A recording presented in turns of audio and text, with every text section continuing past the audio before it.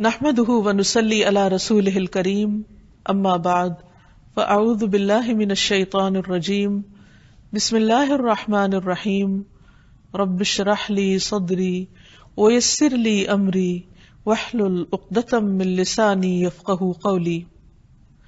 ناظرین، پروگرام اللہ کے خوبصورت نام کے ساتھ آپ کی خدمت میں ایک بار پھر حاضر ہیں۔ آج انشاءاللہ ہم اللہ سبحانہ وتعالیٰ کے نام الرحیم پر بات کریں گے۔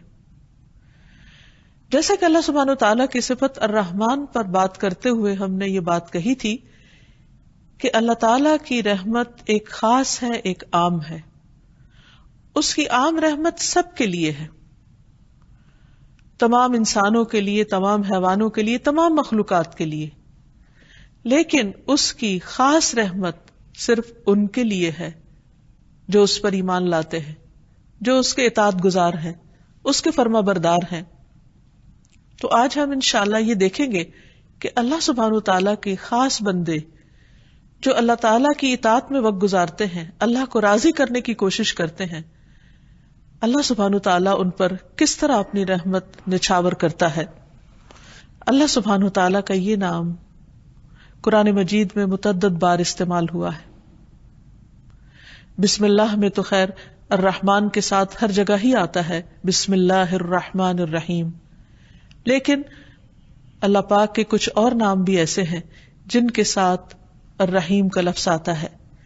مثلا التواب، بہت زیادہ توبہ قبول کرنے والا، الغفور، بہت زیادہ بخشش فرمانے والا، الرؤوف، بہت زیادہ شفقت کرنے والا، الودود، بہت زیادہ محبت کرنے والا، اور العزیز، بہت زبردست، غالب۔ تو اللہ سبحانہ وتعالی اپنے بندوں کے لیے، اور خصوصاً ان بندوں کے لیے جو مومن ہیں، جو اللہ تعالیٰ کے اطاعت گزار ہیں، ان کے ساتھ خصوصی رحمت فرماتا ہے۔ سنت میں بھی نبی صلی اللہ علیہ وسلم نے اللہ سبحانہ وتعالیٰ کے اس نام کا ذکر فرمایا ہے۔ حضرت ابو بکر کہتے ہیں کہ میں نے رسول اللہ صلی اللہ علیہ وسلم سے کہا، مجھے کوئی ایسی دعا سکھا دیجئے جو میں ہر نماز میں مانگا کروں۔ آپ نے فرمایا، کہو اللہم انی ظلمت نفسی ظلما کثیرا ولا یغفر الذنوب الا انت فاغفر لی مغفرۃ من عندک وارحمنی انک انت الغفور الرحیم۔ اے اللہ، میں نے اپنی جان پر بڑا ظلم کیا ہے، اور تیرے علاوہ کوئی بھی گناہوں کو معاف نہیں کر سکتا، اس لیے خاص اپنے فضل سے میرے گناہوں کو معاف فرما دے اور مجھ پر رحم فرما، بے شک تو بڑا بخشنے والا، بہت زیادہ رحم کرنے والا ہے۔ ابن عمر کہتے ہیں کہ ہم آپ صلی اللہ علیہ وسلم کی صرف ایک مجلس میں 100 بار یہ دعا شمار کیا کرتے تھے جو آپ پڑھا کرتے تھے، رب اغفر لی وتب علی انک انت التواب الرحیم۔ اے میرے رب، تو مجھے بخش دے اور مجھ پر مہربانی فرما، بے شک تو بہت زیادہ توبہ قبول کرنے والا، بار بار رحم فرمانے والا ہے۔ پھر اسی طرح اللہ سبحانہ وتعالی اہل ایمان کے ساتھ اپنی یہ رحمت اور شفقت اور مہربانی صرف آخرت میں ہی نہیں کرے گا، بلکہ دنیا میں بھی اس کی رحمت اور شفقت اپنے بندوں پر نظر آتی ہے۔ بہت سے جگہوں پر ہم دیکھتے ہیں کہ اللہ سبحانہ وتعالی کا یہ وعدہ ہے کہ اگر تم اللہ کی اطاعت کرو گے، تقوی اختیار کرو گے، تو اللہ تعالیٰ تم پر اپنی رحمت فرمائے گا۔ سورۃ الحدید میں اللہ تعالیٰ فرماتے ہیں، یا ایھا الذین آمنوا اتقوا اللہ، اے لوگو جو ایمان لائے ہو اللہ سے ڈرو، وآمنوا برسولہ، اور اس کے رسول پر ایمان لے آؤ، یؤتکم کفلین من رحمتہ، وہ اپنی رحمت سے دوہرا حصہ تمہیں دے گا۔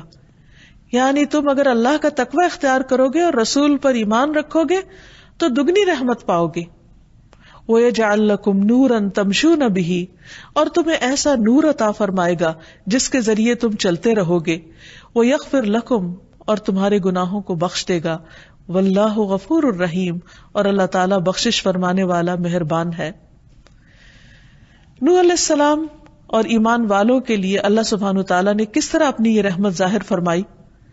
جو لوگ ان کے ساتھ کشتی پر سوار تھے ان کے لیے کہا گیا، وَقَالَ ارْكَبُوا فِيهَا بِسْمِ اللَّهِ مَجْرَاهَا وَمُرْسَاهَا ان ربی لغفور الرحیم، اور اس نے کہا کہ اس میں سوار ہو جاؤ، اللہ کے نام کے ساتھ ہے اس کا چلنا اور اس کا ٹھہرنا، بے شک میرا رب یقیناً بے حد بخشنے والا اور نہایت رحم کرنے والا ہے۔ یعنی اس کی یہ رحمت کن پر ہوئی؟ ان پر جو ایمان لا کر نوح علیہ السلام کے ساتھ اس کشتی میں سوار ہو گئے۔ اگرچہ ہر طرف پانی ہی پانی تھا اور کشتی ہچکولے کھا رہی تھی، لیکن نوح علیہ السلام نے ان کو اشور کرایا کہ اللہ سبحانہ تعالیٰ بہت مہربان ہے، جس نے تمہیں اس عذاب سے نجات دی ہے، وہ آئندہ بھی تم پر اپنی رحمت فرمائے گا۔ پھر اسی طرح اہل جنت کے لیے اللہ سبحانہ تعالیٰ فرماتے ہیں لہم فیہا فاکہۃ ولہم ما یدعون سلام قولا من رب الرحیم، ان کے لیے اس جنت میں بہت پھل ہیں اور ان کے لیے اس میں وہ سب کچھ ہے جو وہ طلب کریں گے، یعنی جو بھی ان کی ساری خواہشات ہیں وہ وہاں پر پوری کر دی جائیں گی۔ سلام اس رب کی طرف سے کہا جائے گا جو غفور الرحیم ہے۔ تو اس سے بھی یہ پتہ چلتا ہے کہ جنت جو اللہ تعالیٰ کی رحمت ہے وہ ان لوگوں کے لیے خاص ہے جو اس پر ایمان رکھتے ہیں۔ دنیا میں بھی اللہ سبحانہ تعالیٰ نے جو احکامات ہمیں دیے ہیں بعض اوقات ہمیں بظاہر مشکل نظر آتے ہیں، لیکن وہ بھی دراصل اللہ سبحانہ تعالیٰ کی رحمت ہی کا نتیجہ ہے۔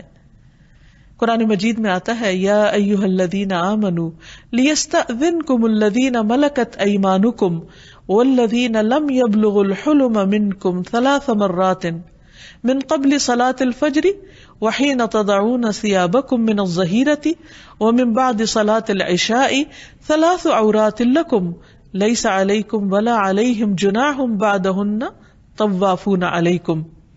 اے ایمان والو، چاہیے کہ تمہارے لونڈی غلام اور تمہارے نابالغ بچے 3 اوقات میں تم سے اجازت لیں، نماز فجر سے پہلے اور دوپہر کو جب تم اپنے کپڑے اتارتے ہو یعنی آرام کے لیے، قیلولہ کے لیے، اور نماز عشاء کے بعد۔ یہ 3 اوقات تمہارے پردے کے ہیں، ان کے علاوہ تم پر اور ان پر کوئی حرج نہیں، یہ تمہارے پاس آنے جانے والے ہیں۔ یہ گھریلو زندگی کے اندر کے احکامات ہیں جو اللہ سبحانہ تعالیٰ نے دیے ہیں۔ اس میں بظاہر ایک رکاوٹ نظر آتی ہے، لیکن ابن عباس کہتے ہیں بلا شبہ اللہ عز و جل حلیم ہے اور مومنوں پر بہت رحم فرمانے والا ہے، اور وہ پردے کو پسند کرتا ہے، کیونکہ اس دور میں گھروں میں باقاعدہ دروازے نہیں ہوتے تھے اور پردے اور کپڑے کے پردے وغیرہ ہوتے تھے، تو بعض اوقات کوئی خادم آتا، بچہ یا کوئی بچی آ جاتی اور مرد اپنی بیوی کے ساتھ ہوتا، تو اللہ تعالیٰ نے انہیں پردے کے ان اوقات میں اجازت لینے کا حکم دیا۔ تو اللہ تعالیٰ کا یہ حکم مومنوں کے لیے اس کی رحمت کا باعث تھا، یعنی رحمت کی وجہ سے اس نے عطا کیا۔ پھر اسی طرح ہم دیکھتے ہیں کہ مختلف اوقات میں اللہ تعالیٰ اپنے نیک بندوں کی جس طرح دعائیں سنتے ہیں اور جس طرح ان کی فریادیں سن کر ان پر رحم فرماتے ہیں، اس کا ذکر بھی قرآن مجید میں ملتا ہے۔ زکریا علیہ السلام زندگی کے ایک بڑے حصے کو گزار چکے تھے، انتہائی بڑھاپے کی عمر میں پہنچ چکے تھے، لیکن اپنے رب کی رحمت سے کبھی مایوس نہیں ہوئے۔ وہ کہتے ہیں لم اکن بدعائک رب شقیہ، اللہ تجھ سے دعا مانگ کر تو میں کبھی بدبخت رہا ہی نہیں، میری دعا تو ہمیشہ سنی گئی، میں کیسے تجھ سے مایوس ہو سکتا ہوں۔ اسی لیے سورۃ مریم میں آتا ہے ذکر رحمت ربک عبدہ زکریا اذ نادى ربه نداء خفيا قال رب انی وهن العظم منی واشتعل الرأس شیبا ولم اکن بدعائک رب شقیا۔ رب کی اپنے بندے زکریا پر رحمت کا ذکر ہے جب اس نے اپنے پروردگار کو چپ کے پکارا اور کہا اے میرے رب، یقیناً میں ہوں کہ میری ہڈیاں کمزور ہو گئیں اور سر بڑھاپے سے شعلے مارنے لگا، یعنی بالکل سفید ہو چکا ہے، اور اے میرے رب میں تجھے پکارنے میں کبھی بھی محروم نہیں ہوا، یعنی تو نے ہمیشہ مجھ پر رحمت کی۔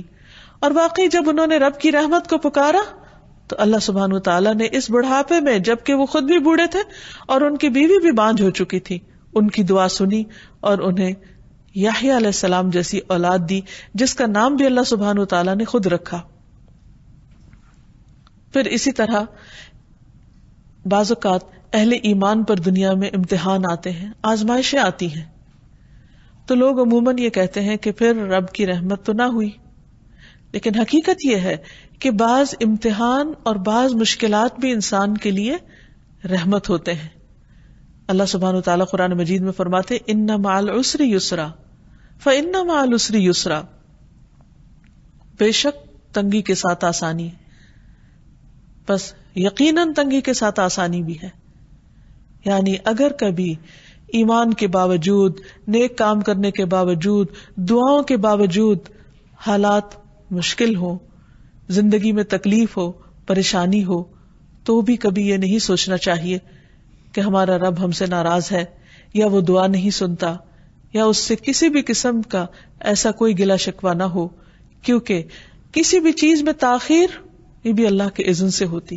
اللہ ہر حال میں اپنے بندوں پر مہربان ہے. ہم نہیں جانتے، ہم تو ظاہری چیزوں کو دیکھ کر فیصلے کرتے ہیں، لیکن وہ مہربان رب جانتا ہے کہ مجھے اپنے بندے کو کس وقت کس نعمت سے نوازنا ہے، کون سی نعمت اسے کب ملے گی تو وہ حقیقت میں شکر گزار ہوگا، اور کون سی نعمت اس کے اندر فرما برداری کی بجائے نافرمانی بھی لا سکتی ہے. اس لیے وہ اپنے بندے کو کچھ چیزوں سے روک کر رکھتا ہے، اور اس روکنے میں ہی بندے کے لیے فائدہ اور بھلائی ہوتی ہے. اصل بات یہ ہے کہ انسان اپنے رب پر اعتماد کرتے ہوئے، اس کے فیصلوں پر یقین کرتے ہوئے، اور اس کی رحمت کو محسوس کرتے ہوئے اس پر پورا ٹرسٹ رکھے اور اس کے فیصلوں کو دل سے قبول کر لے، کیونکہ اس کے یہ فیصلے بھی رحمت پر ہی مبنی ہے. نبی صلی اللہ علیہ وسلم کی اہلیہ حضرت عائشہ کہتی ہیں، میں نے رسول اللہ صلی اللہ علیہ وسلم سے طاعون کے بارے میں پوچھا، پلیگ بیماری ہے. آپ نے فرمایا یہ ایک عذاب ہے، اللہ تعالیٰ جس پر چاہتا ہے بھیجتا ہے، لیکن بعض اوقات اس بیماری کا شکار مسلمان بھی ہو جاتے ہیں. تو پھر کیا وہ لوگ جو ایمان کی حالت میں ہیں، یا وہ لوگ جو اچھے کام کر رہے ہیں، اگر وہ اس بیماری کا شکار ہو جائے تو کیا ان پر بھی عذاب آ گیا؟ نہیں. فرمایا بے شک اللہ نے اس کو مومنوں کے لیے باعث رحمت بنایا ہے. وہ کس طرح؟ وہ اس طرح کہ اگر کوئی طاعون کی بیماری میں فوت ہو جاتا ہے تو وہ شہادت کا مرتبہ پاتا ہے، اور شہید کا درجہ اور رتبہ تو سب کو معلوم ہے. ایک اور روایت میں آتا ہے رسول اللہ صلی اللہ علیہ وسلم نے فرمایا جب زمین میں برائی عام ہو جائے گی تو اللہ تعالیٰ اہل زمین پر اپنا عذاب نازل فرما دے گا. اگر ان میں نیک لوگ ہوئے تو جو لوگوں کو پہنچا وہ ان کو بھی پہنچے گا، کیونکہ بعض اوقات ایسی چیزیں آ جاتی ہیں، کوئی طوفان آ جاتے ہیں، آندھی آ جاتی ہے، زلزلے آ جاتے ہیں، اس میں نیک و بد سبھی پس جاتے ہیں. تو ایسی صورت میں اگر وہ کسی قوم پر عذاب بھی ہو تو اس کے اندر پائے جانے والے اہل ایمان کے لیے وہ چیز بھی رحمت بن جاتی ہے. فرمایا پھر وہ اللہ کی رحمت کی طرف لوٹ آئیں گے، یعنی وہ اللہ سے اس حال میں جا ملیں گے کہ اللہ تعالیٰ ان سے راضی ہوگا، اور وہ آخرت میں اللہ کی رحمت کو پالیں گے. کیونکہ مومن کو اس دنیا میں کوئی بھی تکلیف جو آتی، کوئی بھی پریشانی جو آتی، حتیٰ کہ اگر اس کو صرف ایک کانٹا بھی چبھ جاتا ہے، کوئی کانٹے کی پرک بھی ہو جاتی، تو اس پر بھی اس کے گناہ معاف ہوتے ہیں، اس پر بھی وہ اللہ سبحانہ وتعالیٰ کا قرب حاصل کرتا ہے. تو اس لیے مومن کے تو ہر حال میں خیر ہی خیر ہے، اس کے ہر حال میں بھلائی ہی بھلائی ہے. اور یہ چیز مومن کے سوا کسی کو نصیب نہیں کہ جب اس کو کوئی نعمت پہنچتی ہے اور وہ شکر ادا کرتا ہے تو اللہ تعالیٰ اس سے راضی ہوتا ہے، اللہ تعالیٰ اس سے خوش ہو جاتا ہے. اور اگر اسے کوئی تکلیف آتی ہے اور اس پر وہ صبر کرتا ہے تو اللہ سبحانہ وتعالیٰ کی رضا پاتا ہے، اور صبر پر اس کو بے حد و حساب اجر ملتا ہے. اس لیے اگر آپ اچھے کام کر رہے ہو، اللہ کی عبادت میں بھی کمی نہ کرتے ہو، صدقہ خیرات بھی کرتے ہو، اور بھی نیکی کے کاموں میں بڑھ چڑھ کر حصہ لیتے ہو، اور ان سب کاموں کے کرنے کے باوجود اگر پھر حالات تنگ ہو جائے، فقر و فاقہ آ جائے، یا کسی اور طرح کی آزمائش آ جائے، تو کبھی بھی شیطان یہ وسوسہ دل میں ڈالنے میں کامیاب نہ ہو کہ تمہارا رب تم پر ناراض ہے اور وہ تم پر اپنی رحمت کبھی بھی نہیں بھیجے گا، یا کبھی تمہاری دعا قبول نہیں ہوگی. نہیں، بندہ مومن کے لیے اس دنیا میں ہر چیز رحمت ہی رحمت ہے، کبھی اچھی شکل میں اور کبھی تکلیف دہ شکل میں، کیونکہ بعض تکلیفیں انسان کو اللہ سبحانہ تعالیٰ سے اور زیادہ قریب کر دیتی. ایک روایت سے یہ پتہ چلتا ہے کہ بندے کے لیے اللہ سبحانہ تعالیٰ نے ایک خاص مقام اور درجہ رکھا ہوتا ہے اپنے ہاں. جب اللہ تعالیٰ دیکھتا ہے کہ بندہ صرف اپنے عمل کی بنا پر اس درجے کو نہیں پہنچ پا رہا تو وہ اس پر کوئی امتحان بھیج دیتا ہے، کوئی تکلیف بھیج دیتا ہے، اور جب وہ اس پر صبر کرتا ہے تو اس صبر کی وجہ سے وہ اس بلند منزل کو بہت تیزی سے پہنچ جاتا ہے. تو بعض اوقات ہم سوچتے ہیں کہ ہم تو اچھے کام کر رہے تھے، پھر ہم پر یہ مصیبت کیوں آئی، پھر ہمارے لیے مشکل کیوں کھڑی ہوئی. اس وقت بندے کو سمجھ نہیں آتی، لیکن بندے کی سمجھ تو معمولی ہے، کمزور ہے، بندے کو ہر بات سمجھ آ ہی نہیں سکتی. اللہ سبحانہ وتعالیٰ کا علم کامل ہے، اور اللہ کے علاوہ ساری مخلوق کا علم تو ایک قطرے کے برابر بھی نہیں. اس لیے ہمیں ایسی باتیں کیسے سمجھ آئیں گی کہ کوئی تکلیف ہم پر کیوں آئی ہے. لیکن اللہ سبحانہ وتعالیٰ اپنے بندوں پر ہر حال میں مہربان ہے، اور وہ تکلیف کے ذریعے بھی دراصل بندے پر رحم کر رہا ہوتا ہے. پھر اسی طرح بعض اوقات انسان کے ایمان کا امتحان ہو جاتا ہے، اور ایسے حالات پیش آتے ہیں کہ انسان کو اپنی زبان سے وہ بات کہنی پڑ جاتی ہے جو اس کا دل نہیں کہہ رہا ہوتا، یا بعض اوقات کسی ایسی سچویشن میں ہوتا ہے کہ وہ اللہ کی اطاعت کرنا چاہتا ہے لیکن وہ نہیں کر رہا ہوتا، نہیں کر پاتا باوجود کوشش کے. تو ایسی صورت میں بھی اللہ سبحانہ وتعالیٰ اس پر ناراض نہیں ہوتا. مثلا اسلام سے پہلے دور جاہلیت میں مدینہ میں بعض لوگ لونڈیوں سے کوہبہ گری کا کام کرواتے تھے، یعنی پروسٹیٹیوشن عام تھی. اسلام نے اس کو روکنے کی پوری کوشش کی اور اس کو حرام قرار دیا، اور بہت سے لوگوں کو اس عذاب سے نجات بھی دلائی. اس کے باوجود بعض لوگ جو مسلمان نہیں تھے وہ اس غلط کام میں ملوث تھے.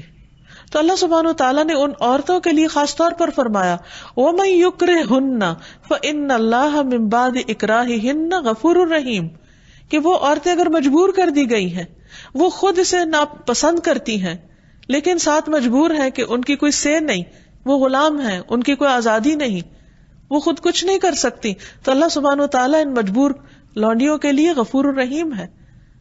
کیونکہ اللہ سے بڑھ کر کون جانتا ہے کہ اس کا کوئی بندہ کس حال میں ہے، وہ کتنی سٹرگل کر رہا ہے، کتنی کوشش کر رہا ہے. تو بعض اوقات کوشش کے باوجود بھی اگر انسان کچھ اچھے کام نہیں کر پاتا جو وہ کرنا چاہتا ہے تو اللہ تعالیٰ اس کی نیت کا اجر ہی لکھ لیتے ہیں. حدیث میں آتا ہے تمہارا رب تبارک و تعالیٰ بڑا رحیم ہے. اگر کوئی شخص نیکی کا ارادہ کرتا ہے اور اسے کر نہیں پاتا تو اس کے لیے صرف ارادے پر، صرف نیت پر اس کے لیے ثواب لکھ لیتا ہے. پھر اگر وہ اسے کر گزرتا ہے تو اس کے لیے 10 نیکیوں سے لے کر 700 گنا تک لکھ دیتا ہے، بلکہ اس سے بھی زیادہ ثواب لکھ دیا جاتا ہے.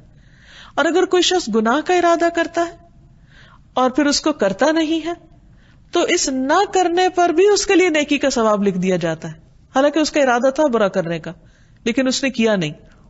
اور اگر وہ اس کو کر لیتا ہے تو اس گناہ پر صرف 1 گناہ لکھا جاتا ہے، یا اللہ تعالیٰ اس کو بھی مٹا دیتا ہے. تو آپ دیکھیے اللہ کی رحمت، کیا کوئی اور ایسا ہو سکتا ہے؟ هل تعلم له سمیہ، کوئی بھی ایسا مہربان نہیں ہو سکتا کہ جو صرف انسان کی اچھی نیت اور اچھے ارادے پر اس کو اجر دینے والا ہو، یا اگر کوئی اپنا برا ارادہ بدل لے تو اس پر بھی شاباش دینے والا ہو. پھر اسی طرح اللہ سبحانہ وتعالیٰ ایمان والوں پر نہ صرف یہ کہ ان کی زندگی میں اور آخرت میں، بلکہ دنیا سے ان کے جانے کے بعد بھی ان کے اعمال کی حفاظت کرتا ہے. یہ بھی اس کی خاص رحمت ہے. مثلا نبی صلی اللہ علیہ وسلم جب مدینہ تشریف لائے تو 16-17 ماہ تک تقریباً بیت المقدس کی طرف منہ کر کے نماز پڑھتے رہے. اس کے بعد تحویل قبلہ کا حکم ہوا، خانہ کعبہ کی طرف رخ کرنے کا. تو ایسے میں وہ لوگ جو اس دوران فوت ہو گئے تھے اور انہوں نے پہلے ہی قبلے کو یعنی قبلہ اول کو ہی اپنا قبلہ بنا رکھا تھا، تو ان کے دل میں یہ خیال پیدا ہوا باقی لوگوں کے کہ کہیں ان کی نمازیں ضائع تو نہیں ہو گئی. تو اس پر اللہ سبحانہ تعالیٰ نے فرمایا کہ اللہ ایسا نہیں کہ تمہارے ایمان ضائع کر دے، بے شک اللہ اپنے بندوں پر بڑی شفقت کرنے والا اور بڑا رحیم ہے. وہ تو بندے کا دل دیکھتا ہے کہ اس کے اندر کیا شوق ہے، کیا ارادہ ہے، وہ خود کیا کرنا چاہتا ہے. تو اگر ایک بندہ خود نیکی کا ارادہ کرتا ہے اور اچھی نیت کے ساتھ کوئی اچھا کام کرتا ہے لیکن اس کی سمجھ میں بات درست نہیں ہوتی وہ، تو بھی اللہ تعالیٰ اس کو اجر دے دیتا ہے. پھر ایمان والوں کی اولاد پر اللہ تعالیٰ رحمت کرتا ہے. سورۃ کہف میں ایک بہت خوبصورت واقعہ ملتا ہے جس میں موسیٰ علیہ السلام خضر علیہ السلام سے ملاقات کرنے کے لیے جاتے ہیں. پھر خضر علیہ السلام ان کو کچھ سکھانے کے لیے کشتی میں سوار ہوتے ہیں اور مختلف جگہوں کا ٹور کرتے ہیں. اس دوران وہ ایک بستی میں جاتے ہیں، وہاں سے کھانا مانگتے ہیں لیکن انہیں کھانا نہیں ملتا. راستے میں وہ دیکھتے ہیں چلتے ہوئے کہ ایک دیوار گرنے لگی ہے تو وہ اس کو تعمیر کر دیتے ہیں. موسیٰ علیہ السلام بہت حیران ہوتے ہیں کہ جس بستی والوں نے آپ کو کھانا نہیں دیا آپ ان کی دیوار تعمیر کر رہے ہیں. تو اس پر بعد میں جب انہوں نے اس کی وجہ بتائی فرمایا کہ وَأَمَّا الْجِدَارُ فَكَانَ لِغُلَامَيْنِ يَتِيمَيْنِ فِي الْمَدِينَةِ وَكَانَ تَحْتَهُ كَنْزٌ لَهُمَا وَكَانَ أَبُوهُمَا صَالِحًا فَأَرَادَ رَبُّكَ أَن يَبْلُغَا أَشُدَّهُمَا وَيَسْتَخْرِجَا كَنْزَهُمَا رَحْمَةً مِّن رَّبِّكَ. اور رہی دیوار تو وہ شہر میں 2 یتیم لڑکوں کی تھی اور اس کے نیچے ان دونوں کے لیے ایک خزانہ دفن تھا جو ان کا باپ ان کے لیے چھوڑ گیا تھا. اور ان کا باپ نیک آدمی تھا. وہ نیک آدمی دنیا سے چلا گیا, بچے چھوٹے ہیں, کوئی ان کی حفاظت کرنے والا نہیں. ان کے مال و متاع کی حفاظت اللہ سبحانہ تعالیٰ خضر علیہ السلام کو بھیج کے کر رہے ہیں اور اس پر دیوار بنوا رہے ہیں. اور اس موقع پر جب ان کو انٹرٹین ہی نہیں کیا گیا, لیکن پھر بھی اللہ نے ان کے دل میں یہ خیال ڈالا, اور اس کی وجہ کیا تھی کہ تیرے رب نے چاہا کہ یہ بچے اپنی جوانی کو پہنچ جائیں اور اپنا خزانہ نکال لیں تیرے رب کی طرف سے رحمت کرتے ہوئے. رحمتم من ربک, یہ ہے رب کی رحمت کہ بعض اوقات اللہ سبحانہ تعالیٰ وہاں سے ہماری حفاظت کر رہا ہوتا ہے کہ ہم خود بھی نہیں جانتے, ہمیں پتہ بھی نہیں ہوتا. اور اسی طرح آخرت میں بھی اللہ سبحانہ تعالیٰ اپنے خاص بندوں کے چہروں کو روشن کر دیں گے اور انہیں اپنی رحمت میں لے لیں گے. جس طرح دنیا میں ان کی حفاظت کرتے رہے, آخرت کے عذاب اور آخرت کی پریشانیوں سے بچا کر ان کو اپنی خاص مہربانی اور اپنی رحمت میں جگہ عطا فرمائیں گے. اللہ سبحانہ وتعالیٰ نے ان یتیم بچوں کے مال کی حفاظت کی اپنی خاص رحمت کی وجہ سے. اور یہاں یہ بھی یاد رہے کہ جب اللہ تعالیٰ کسی پر رحمت کرنا چاہتا ہے, اپنا فضل فرمانا چاہتا ہے, تو کوئی اس کو روک نہیں سکتا. بندوں میں تو عام طور پر کیا ہوتا ہے کہ ایک شخص اگر دوسرے پر احسان کرنے لگتا ہے اور کسی کو پتہ چل جاتا ہے تو عموماً اس کو روک دیا جاتا ہے دوسرے شخص کی کوئی خرابی یا کوئی کوتاہی بتا کر یا بعض اوقات جھوٹا الزام لگا کر. لیکن اللہ سبحانہ وتعالی ساری رحمت اس کی اپنی, فضل اس کا اپنا, وہ جس پر چاہے کرے اور جب چاہے کرے, کوئی اس کو روک نہیں سکتا. ارشاد باری تعالیٰ ہے ما یفتح اللہ للناس من رحمت فلا ممسک لها وما یمسک فلا مرسل له من بعدہ وہو العزیز الحکیم. جو کچھ اللہ لوگوں کے لیے رحمت میں سے کھول دے, عطا کر دے, تو اسے کوئی بند کرنے والا نہیں. عام طور پر ہم سمجھتے ہیں کہ فلاں کے حسد کی وجہ سے نعمت رک گئی یا فلاں وجہ سے. نہیں, اگر اللہ دینے والا ہو تو کوئی روک نہیں سکتا. جیسے ہم ہر نماز کے بعد بھی پڑھتے ہیں اللہم لا مانع لما اعطیت ولا معطی لما منعت. اللہ کوئی رکاوٹ نہیں ڈال سکتا جس کو تو عطا کرے, اور کوئی دے نہیں سکتا جس سے تو روک دے. تو یہاں بھی کیا فرمایا کہ جو کچھ اللہ لوگوں کے لیے رحمت میں سے کھول دے تو اسے کوئی بند کرنے والا نہیں, اور جو بند کر دے تو اس کے بعد اسے کوئی کھولنے والا نہیں. وہی سب پر غالب اور کمال حکمت والا ہے. اس لیے ہمیشہ ہمیں اللہ کا فضل مانگتے رہنا چاہیے, اس کی رحمت کو پکارتے رہنا چاہیے. نبی صلی اللہ علیہ وسلم مشکل حالات میں یا حی یا قیوم برحمتک استغیث پڑھا کرتے تھے. اے زندہ رہنے والے, اے قائم رہنے اور رکھنے والے, تیری رحمت کی فریاد کرتا ہوں. کیونکہ ہمارے پاس وہ نیک عمل نہیں ہے, ہمارے اندر تو وہ خوبی نہیں ہے کہ جس کی بنا پر اللہ سبحانہ تعالیٰ رحم فرمائے. ہاں, ہم اللہ سبحانہ تعالیٰ سے اس کا خاص فضل مانگتے ہیں کہ وہ اپنی جناب سے رحمت عطا کر دے. پھر بندہ مومن جب دنیا سے جانے لگتا ہے تو اس وقت اس کی روح نکالنے کے لیے بھی اللہ تعالیٰ رحمت کے فرشتے بھیجتے ہیں جو اس کے ساتھ مہربانی کا معاملہ کرتے ہیں اور خوشبودار کفن میں اس کو روح لپیٹ کر لے جاتے ہیں. تو آئیے یہاں ہم دیکھتے ہیں کہ اللہ سبحانہ تعالیٰ کی رحمت پانے کے اسباب کیا ہیں. ہمیں کیا کرنا چاہیے کہ اللہ سبحانہ تعالیٰ ہم پر اپنی رحمت فرمائے. سب سے پہلی چیز تو اللہ پر ایمان لانا ہے, اس کی اطاعت کرنا ہے, اس کا تقوی اختیار کرنا ہے. لیکن اعمال میں سب سے پہلا عمل جو اللہ سبحانہ تعالیٰ کی رحمت کا باعث بنتا ہے وہ نماز ہے. رسول اللہ صلی اللہ علیہ وسلم نے فرمایا جب تم میں سے کوئی شخص نماز کے لیے کھڑا ہوتا ہے تو رحمت الہی اس کی طرف متوجہ ہوتی ہے, یعنی وہ اللہ کی خاص رحمت میں ہوتا ہے. لہٰذا اسے ادھر ادھر کنکریوں سے نہیں کھیلنا چاہیے، یعنی اسے بھی اللہ کی طرف متوجہ رہنا چاہیے کیونکہ اللہ تعالیٰ اس پر توجہ فرما رہے ہیں۔ پھر اسی طرح اللہ اور اس کے رسول صلی اللہ علیہ وسلم کی اطاعت یہ رحمت کا باعث بنتی ہے۔ سورۃ آل عمران میں فرمایا وَأَطِیعُوا اللَّهَ وَالرَّسُولَ لَعَلَّکُمْ تُرْحَمُونَ، اور اللہ اور اس کے رسول کا حکم مانو تاکہ تم پر رحم کیا جائے۔ اسی طرح قرآن مجید کی تعلیمات کی پیروی کرنا یہ بھی اللہ سبحانہ تعالیٰ کی رحمت کا ذریعہ ہے۔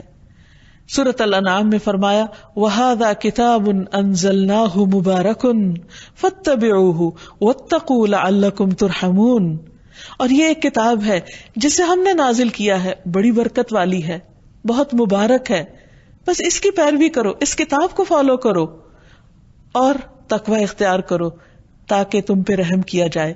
یعنی اگر کوئی شخص یہ چاہتا ہے کہ اس پر اللہ تعالیٰ کی رحمت اور فضل ہو تو اسے چاہیے کہ قرآن سے رشتہ جوڑے، قرآن کی پیروی کرے، قرآن کو پڑھے، اس کو سمجھے اور اس کے مطابق اپنی زندگی بسر کرے۔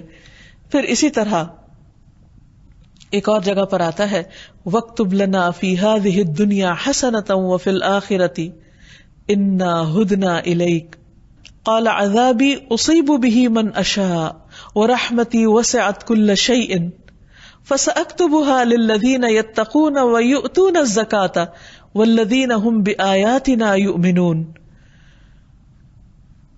موسیٰ علیہ السلام اور ان کے ساتھیوں نے دعا کی اور ہمارے لیے اس دنیا میں بھلائی لکھ دے، یعنی اس دنیا میں بھی ہمیں اچھا عطا کر اور آخرت میں بھی، بے شک ہم نے تیری طرف رجوع کر لیا، اللہ ہم تیری طرف پلٹ رہے ہیں، تیری اطاعت اور فرما برداری کریں گے، تو بھی ہم سے راضی ہو جا۔ تو اللہ تعالیٰ نے کیا فرمایا؟ فرمایا میرا عذاب میں اسے پہنچاتا ہوں جسے چاہتا ہوں، اور میری رحمت نے ہر چیز کو گھیر رکھا ہے، سو میں اسے ان لوگوں کے لیے ضرور لکھ دوں گا اپنی رحمت کو جو تقوی اختیار کریں گے اور جو زکوٰۃ دیں گے۔ یہاں اللہ سبحانہ تعالیٰ نے زکوٰۃ کا ذکر خاص طور پر کیا، نماز کا ذکر یہاں نہیں ہے۔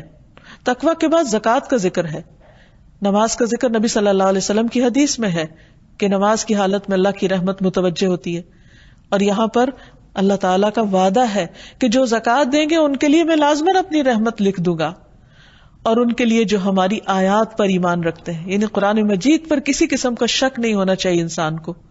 تو جو شخص یہ چاہتا ہے کہ اللہ اس پر مہربانی کر دے، اللہ تعالیٰ اس کی مشکلات آسان کر دے، تو اس کے لیے لازم ہے کہ وہ اللہ تعالیٰ سے ڈرنے والا ہو، اللہ تعالیٰ کی فرما برداری کرنے والا ہو، نہ صرف یہ کہ اپنی جسمانی عبادات میں بلکہ اپنی مالی عبادت میں بھی۔ پھر اسی طرح قرآن مجید کو خاموشی سے سننے پر بھی رحمت کا وعدہ ہے۔ فرمایا وَإِذَا قُرِئَ الْقُرْآنُ فَاسْتَمِعُوا لَهُ وَأَنصِتُوا لَعَلَّكُمْ تُرْحَمُونَ، اور جب قرآن پڑھا جائے تو اسے غور سے سنو اور خاموش رہو، شاید کہ تم پر رحم کیا جائے۔ یعنی قرآن مجید اتنی معزز کتاب ہے، اللہ تعالیٰ کا کلام ہے، اللہ تعالیٰ کا فرمان ہے، لہذا جو اس پر توجہ کرے گا، جو اس کو امپورٹنس دے گا، وہ بھی اللہ سبحانہ تعالیٰ کی خاص رحمت میں ہوگا۔ پھر اسی طرح استغفار یعنی اپنے گناہوں کی معافی مانگنا۔ اللہ تعالیٰ فرماتے ہیں لولا تستغفرون اللہ لعلکم ترحمون۔ سورۃ النمل میں فرمایا صالح علیہ السلام نے اپنی قوم سے کہا تم اللہ سے بخشش کیوں نہیں طلب کرتے، یعنی گناہ ہو چکے، زیادتیاں ہو چکی، تو پلٹ آؤ، استغفار کر لو تاکہ تم پر رحم کیا جائے۔ یعنی اگر کوئی شخص یہ سمجھتا ہے کہ اس سے بہت گناہ ہو گئے ہیں اور وہ اللہ کی رحمت سے اب محروم ہے، تو یہ سوچنے کی بجائے اسے فوراً پلٹ آنا چاہیے، گناہوں کو چھوڑ دینا چاہیے اور اللہ تعالیٰ سے معافی مانگتے ہوئے اللہ کی رحمت کو پکارنا چاہیے۔ ایک اور جگہ پر آتا ہے سورۃ النساء میں وَمَن يَعْمَلْ سُوءًا أَوْ يَظْلِمْ نَفْسَهُ ثُمَّ يَسْتَغْفِرِ اللَّهَ يَجِدِ اللَّهَ غَفُورًا رَحِيمًا، اور جو بھی کوئی برا کام کرے یا اپنی جان پر ظلم کرے پھر اللہ سے بخشش مانگے، وہ اللہ کو بے حد بخشنے والا نہایت رحیم پائے گا۔ یعنی جس سے بھی برائی ہو جائے، جس سے بھی کوئی غلطی ہو جائے، چھوٹی ہو یا بڑی ہو، اپنی جان پہ کوئی ظلم ہو جائے، خود کے ساتھ زیادتی ہو جائے اور پھر توبہ کر لے تو اللہ تعالیٰ توبہ قبول کر لے گا۔ جیسے آدم علیہ السلام نے جب وہ بھول کر اس درخت کا پھل کھا بیٹھے اور ان سے جنت کے لباس اتروا لیے گئے، تو اللہ سبحانہ تعالیٰ سے جب انہوں نے معافی مانگنا چاہی تو اللہ تعالیٰ نے رحمت فرماتے ہوئے خود ان کو کلمات سکھا دیے کہ کن الفاظ میں تم مجھ سے دعا کرو تو میں تمہاری دعا قبول کروں گا. تو انہوں نے کیا کہا؟ ربنا ظلمنا انفسنا وان لم تغفر لنا وترحمنا لنکونن من الخاسرین. اے ہمارے رب، ہم نے اپنی جانوں پر ظلم کیا، اگر تو نے ہمیں بخشا نہیں اور تو نے ہم پر رحم نہیں کیا تو ہم ضرور نقصان اٹھا جائیں گے. تو اللہ سبحانہ تعالیٰ نے ان کو بخش دیا. تو یہی سبق ہمارے لیے، آدم کی اولاد کے لیے بھی یہی راہ ہے کہ گناہ ہو جائے تو فوراً پلٹ آؤ، اللہ سے معافی مانگ لو، اور اللہ تعالیٰ التواب الرحیم ہے. ایک اور جگہ پر آتا ہے سورۃ الانعام میں، وَإِذَا جَاءَكَ الَّذِينَ يُؤْمِنُونَ بِآيَاتِنَا فَقُلْ سَلَامٌ عَلَيْكُمْ كَتَبَ رَبُّكُمْ عَلَى نَفْسِهِ الرَّحْمَةَ أَنَّهُ مَنْ عَمِلَ مِنْكُمْ سُوءًا بِجَهَالَةٍ ثُمَّ تَابَ مِنْ بَعْدِهِ وَأَصْلَحَ فَأَنَّهُ غفور الرحیم. اور جب تیرے پاس وہ لوگ آئیں جو ہماری آیات پر ایمان رکھتے ہیں، یعنی اہل ایمان، تو آپ کہیے کہ سلام ہو تم پر، تمہارے رب نے رحم کرنا اپنے اوپر لازم کر رکھا ہے. کہ بے شک حقیقت یہ ہے کہ تم میں سے جو شخص جہالت سے کوئی برائی کر لے، لا علمی سے، پھر اس کے بعد توبہ کر لے اور اصلاح کر لے، تو یقیناً وہ بے حد بخشنے والا، نہایت رحم فرمانے والا ہے. تو اس سے پتہ چلتا ہے کہ اللہ سبحانہ تعالیٰ کی رحمت ان لوگوں کے لیے ہے جو توبہ کرتے ہیں. پھر اسی طرح اللہ کا ذکر اللہ کی رحمت کا سبب بنتا ہے. حضرت یسیرہ جو مہاجر صحابیات میں سے تھی، ان سے مروی ہے کہ نبی صلی اللہ علیہ وسلم نے ہم سے فرمایا، اے مسلمان عورتوں، اپنے اوپر لا الہ الا اللہ، سبحان اللہ اور اللہ کی پاکی بیان کرنا لازم کر لو، غافل نہ رہا کرو کہ رحمت الہی کو فراموش کر دو. یعنی ذکر سے غفلت رحمت سے دوری کی علامت ہے، اور جو ہی انسان اللہ کا ذکر کرنے لگتا ہے تو اللہ تعالیٰ کی رحمت اس کی طرف متوجہ ہو جاتی ہے. اور ان تسبیحات کو انگلیوں پر شمار کرو، یعنی انگلیوں پر گنا کرو اس ذکر کی تسبیح کو، کیونکہ قیامت کے دن ان سے بھی پوچھ گچھ ہوگی، ہاتھوں سے بھی سوال کیا جائے گا کہ کس کام میں لگے رہے، اور انہیں بولنے کی قوت دی جائے گی. تو جب یہ بولیں گے تو کیا بولیں گے؟ جو تسبیحات ان پہ پڑھی ہوگی وہ بول کے انسان کے حق میں گواہی دیں گے. پھر اسی طرح رسول اللہ صلی اللہ علیہ وسلم نے فرمایا، جو لوگ اللہ کے ذکر کے لیے بیٹھتے ہیں، یعنی اکٹھے بیٹھتے ہیں، فرشتے انہیں گھیر لیتے ہیں، رحمت انہیں ڈھانپ لیتی ہے، سکینت ان پر اترتی ہے، اور اللہ تعالیٰ ان کا ذکر اپنے پاس موجود فرشتوں میں کرتے ہیں. پھر اسی طرح دوسروں کو معاف کر دینا چاہیے. اگر انسان یہ چاہتا ہو کہ اس پر اللہ سبحانہ وتعالیٰ کی رحمت ہو تو اسے چاہیے کہ وہ بندوں پر رحم کرے اور بندوں کے قصور معاف کر دے. پھر اسی طرح بندوں کی عیادت، بندوں پر رحمت اور شفقت. اگر کوئی بیمار ہو جائے تو خاص طور پر اس کا خیال کرنا. رسول اللہ صلی اللہ علیہ وسلم نے فرمایا، جب کوئی شخص اپنے کسی مسلمان بھائی کی عیادت کرتا ہے تو وہ جنت کے باغات میں چلتا ہے یہاں تک کہ بیٹھ جائے، اور جب وہ مریض کے پاس بیٹھ جاتا ہے تو اللہ کی رحمت اسے ڈھانپ لیتی. لیکن کچھ کام ایسے ہیں کہ اگر کوئی بندہ کرتا ہے تو اس پر رحمت نہیں آتی، جس میں خاص طور پر دوسروں پر رحم نہ کرنا، سنگ دل ہونا، دوسروں کے ساتھ زیادتی کرنا. نبی صلی اللہ علیہ وسلم نے فرمایا، رحمت سوائے بدبخت کے کسی سے نہیں چھینی جاتی. پھر اسی طرح بچوں کو پیار نہ کرنا. بعض اوقات جب بچے اپنے ماں باپ کے پاس ہوں تو ہر کوئی پیار کرتا ہے، لیکن اگر بچے اپنے والدین سے الگ ہیں تو عموماً ان کی طرف لوگ توجہ نہیں کرتے، خصوصاً یتیم بچوں کی طرف.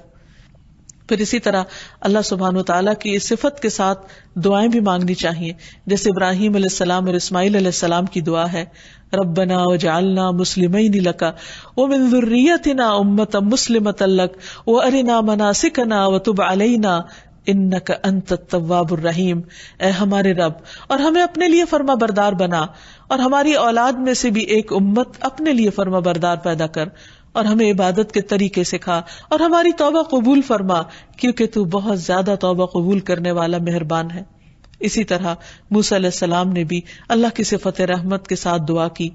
اسی طرح اگر میت کے لیے دعا کی جائے تو اس نام کے وسیلے سے دعا کی جائے تو اللہ تعالیٰ انشاءاللہ اس پر بھی رحم فرمائیں گے، جیسے آتا ہے فاغفر لہ وارحمہ انک انت الغفور الرحیم. پھر اسی طرح جب بارش ہو تو اس وقت بھی دعا قبول ہوتی ہے، اس وقت بھی اللہ کی خاص رحمت مانگنی چاہیے. مسجد میں داخل ہوتے وقت رحمت مانگنی چاہیے. اللہم افتح لی ابواب رحمتک، اے اللہ میرے لیے اپنی رحمت کے دروازے کھول دے. پھر صرف اپنے لیے نہیں، دوسروں کے لیے بھی رحمت کی دعا کرنی چاہیے. نبی صلی اللہ علیہ وسلم نے ایک شخص کو مسجد میں قرآن پڑھتے ہوئے سنا تو آپ نے فرمایا رحمہ اللہ، اللہ اس پر رحم فرمائے، اس نے مجھے فلاں اور فلاں آیت یاد کرا دی جس کو میں کسی صورت میں بھول گیا تھا. حضرت عائشہ فرماتی ہے کہ نبی صلی اللہ علیہ وسلم میرے گھر میں تہجد پڑھ رہے تھے. آپ نے عباد کی آواز سنی، وہ مسجد میں نماز پڑھ رہے تھے. تو آپ نے فرمایا عائشہ کیا یہ عباد کی آواز ہے؟ میں نے عرض کیا جی ہاں. آپ نے فرمایا اللہم ارحم عبادن، اے اللہ عباد پر رحم فرما. یعنی جب کسی بندے کو اچھا کام کرتے ہوئے دیکھے تو اس کے لیے دعا کریں. اب سوال یہ پیدا ہوتا ہے کہ اللہ سبحانہ و تعالیٰ تو الرحیم ہے ہی، اس صفت کو جاننے کے بعد ہم پر کیا لازم ہوتا ہے، ہمیں کیا کرنا چاہیے؟ تو پہلی چیز یہ کہ ہمیں اللہ سبحانہ تعالیٰ کی رحمت کو مختلف چیزوں کے اندر محسوس کرنا چاہیے. ہمیں اللہ کی رحمت سے مایوس نہیں ہونا چاہیے. ہمیں دوسرے بندوں کے لیے مہربان ہو جانا چاہیے. سنگ دلی، شقاوت اور بدبختی کی بجائے دلوں کی رحمت اور شفقت اور محبت سے اللہ سبحانہ تعالیٰ کے سامنے حاضر ہونا چاہیے. سب لوگوں کے لیے رحیم ہونا چاہیے. نبی صلی اللہ علیہ وسلم نے فرمایا یہ نہیں کہ صرف اپنے دوست کے حق میں رحم دل بن جاؤ، بلکہ تمام لوگوں پر رحم کرنا ہوگا. نبی صلی اللہ علیہ وسلم نے خود کو فرمایا کہ انا نبی الرحمہ، میں نبی رحمت ہوں. اللہ تعالیٰ آپ کے بارے میں فرماتے وما ارسلناک الا رحمۃ للعالمین، ہم نے آپ کو جہان والوں کے لیے رحمت بنا کر بھیجا. اور یہ ایک بہت بڑی حقیقت ہے کہ آپ کے اندر دوسروں کے لیے بہت شفقت تھی، اور کسی کا بھی تکلیف میں پڑنا آپ کو بہت ناگوار ہوتا تھا. اور یہی دراصل رحمت ہے کہ انسان کسی اور کی تکلیف پر خوش نہ ہو، بلکہ کسی کی تکلیف پر اس کے لیے اور زیادہ نرمی کر دے. نبی صلی اللہ علیہ وسلم نے فرمایا جنتی لوگ 3 قسم کے ہیں: حکومت کے ساتھ انصاف کرنے والے، یعنی اگر ان کو اقتدار ملے تو اس میں انصاف کا رویہ اختیار کرنے والے، صدقہ خیرات کرنے والے، توفیق عطا کیے ہوئے وہ آدمی جو اپنے تمام رشتہ داروں اور مسلمانوں کے لیے رحیم اور نرم دل ہو، وہ آدمی کہ جو پاک دامن پاکیزہ خلق والا ہو اور عیالدار بھی ہو لیکن کسی کے سامنے ہاتھ نہ پھیلائے. تو اللہ تعالیٰ سے دعا ہے کہ وہ ہم پر رحمت فرمائے اور ہمارے دلوں میں اپنی مخلوق کے لیے رحم ڈال دے. وآخر دعوانا ان الحمد للہ رب العالمین.